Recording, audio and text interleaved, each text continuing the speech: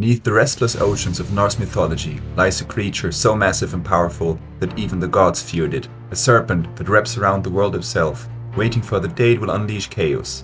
Today, we dive into the legend of Jörmungandr, the Midgard Serpent.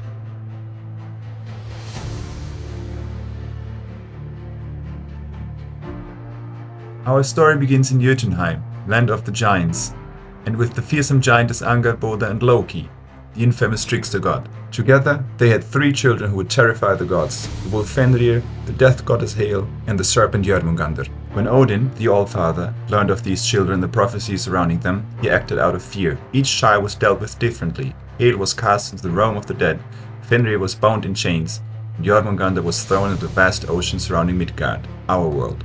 But the sea did not drown him. Instead, the serpent grew and grew and grew, until he stretched across the entire world, eventually biting his own tail.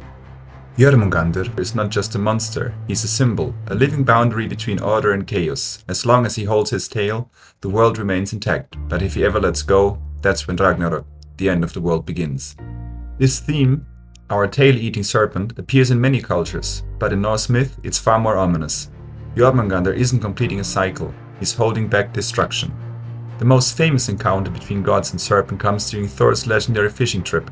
The thunder god sails out with the giant Hymir, who warns him not to fish too far from shore. Thor, of course, ignores him. Using a massive hook baited with the head of an ox, Thor casts his line into the deep. The water goes still, then erupts. Something enormous bites. Thor pulls with all his strength, veins bulging, lightning flashing around him. At last, the serpent rises from the depths. Its eyes glowing, venom dripping from its fangs, coils stretching to the horizon. Thor raises his hammer, ready to deliver a killing blow, but Hymir, the giant, terrified that Thor might break the cosmic balance, cuts the line. The serpent plunges back into the ocean, and fate is preserved, at least for now. In Norse mythology, every creature plays a role in the great final battle, the end of the world, Ragnarok, and Jörmungandr's role is catastrophic. The prophecy says that, when the end times begin, the serpent will release its tail. As it rises, the seas will churn and flood the world.